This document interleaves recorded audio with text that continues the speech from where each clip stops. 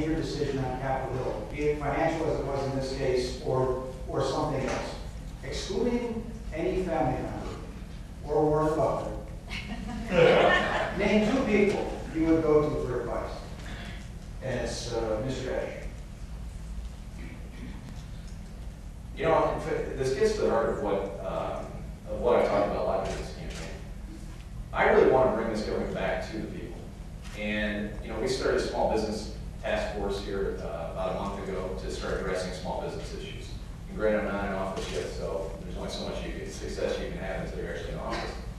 But I think there's any number of people that we should bring to the table. I really think this does get to the heart of how you change our government, is by going out, and we've got people that are experts on any number of issues in this community, in bringing those folks together to come up with solutions over here, to start looking at these problems at the local level and saying, all right, if we want to fix healthcare, if we want to fix our education system, or have a solid energy policy, we have people here that are experts in that. And we also have a community that's dedicated to a lot of those issues. I want to set up commissions that people can be a part of that solution, that we can start bringing people together. And then my job is to be an advocate for those solutions, figuring out what part the federal government should play, and advocating that out there, as opposed to just voting whatever your party leadership tells you to do, or whatever special interest groups help get you elected. I mean, that is at the root of what's the problem with our government today. And so there's any number of people. You know, on energy, a guy like Paul Smith at Nebraska, or any number of people there. When it comes to business and economics, somebody like Mike McCarthy is somebody I have a lot of respect for. You know, having worked at the chamber, I've met most, if not all, of our Fortune 500 CEOs and have a good relationship with a lot of those folks. Congressman Terry? Most of those Fortune 500 companies executives didn't even know who you were 4 years ago. The issue here is, in my experience as a lawyer, building a law office, representing individuals and having their responsibility in my hands, what I had to learn is that whatever the specifics were of that case, I needed an expert on that subject to advise and counsel. So the same applies when you want to exercise leadership in Congress. You go to whatever the specific issue is and the experts. If it's on educational policy, I go to our local teachers and administrators for input. On energy issues, I go to our local people here, David Sokol, Howard Hawks at Tenasca, OPPD, NPPD. Whatever the subject is, we do have experts, and one of the nice things about Congress is it's not only local experts that can help counsel and advise, but it's national as well. Mr. Esch, 30 seconds. You know, I've been out to D.C. a number of times this year, and it amazes me how many times I go out there. And granted, I'll readily admit I'm talking mostly to Democratic members of the House. Very few of those people have even heard my opponent's name. Nobody is. Now, they will readily admit, unless they came in with somebody from the other side, from the other party, they don't know very many people. And that is the problem with our government. You wonder why nothing gets done? These people don't talk to each other. They fly out on Tuesdays and come back Thursday night. Spend 3 days working. Now, nobody in this room always spends 3 days working at their job. And that's what needs to change. We need people to take this job seriously and become leaders on these issues. And being a leader is not just talking, it's actually becoming an expert in these things. And actually putting forward proposals that go beyond just party rhetoric and finding real solutions to these problems. That's what we need to do if we're going to change these things. Congressman, I think you want to say something about 3-day work week. Yeah, I think my wife can testify here. This is a 7-day-a-week job. I work, 60 hours, 70 hours more when the time requires it. That's a balance with my family. My son's here as well.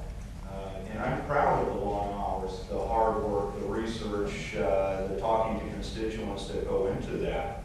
I think that I've elevated the level of constituent services, for example, from the past. This isn't a 3-day-a-week job. And frankly, the Speaker of the House controls the votes. What was disappointing to me this year, as it obviously has disappointed Jim, talked to Speaker Pelosi about this was the fact that we didn't have the voting days that we should have. The American people demanded that we do something on energy, and yet she would block any attempts for the legislation to come to the floor. We have days where we started voting at 4 o'clock and we're done by 5:30. It was horrible. So my opponent's correct that we need new leadership in Congress. And hopefully that he can, at the top, the leadership, the speaker, because I would like to have more time on the floor as well. Mr. Esch, you making the case that Congressman Jerry's a slacker? Well, I'm making the case that he, like most of our representatives, have been a part of this process that doesn't work today. I mean, you take any number, I mean, we could raise hands here and say people are actually satisfied with the government. Now, you know, across the board in the United States, people are disappointed with Congress. I mean, it's dismal ratings for Congress.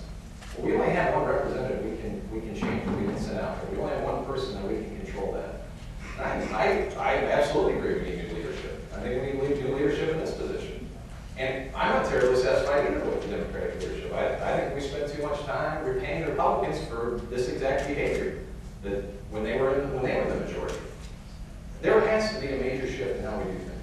And the only way that's going to happen is to get new people out there. And that's part of my argument on this whole issue. Gentlemen, given the economy and the $700 billion bailout, I think a lot of taxpayers are wondering what the next Congress, the next administration is going to be able to do, given that quote-unquote debt. So I'm wondering what kind of choices you might be looking at. Let's say, for instance, you had to choose between universal health care within 2 years or independence from foreign oil in 10 years. Which one would you choose? Mr. Terry? Independence from foreign oil. I believe it's the cornerstone to our future. It defines our foreign policy. It defines our economy. We send $700 billion overseas every year for the oil that we need to power our economy. We put ourselves not only in danger in our national security, but our economic security by that. Think of how many new jobs that we can create right here in America by keeping that money here.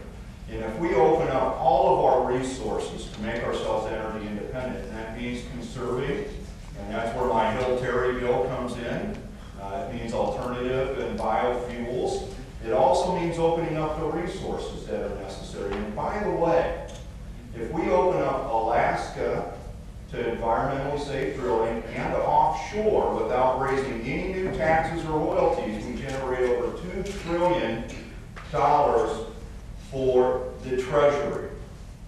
Now, I have a bill that I introduced a few weeks ago that says all of those additional revenues have to go to paying down the national debt.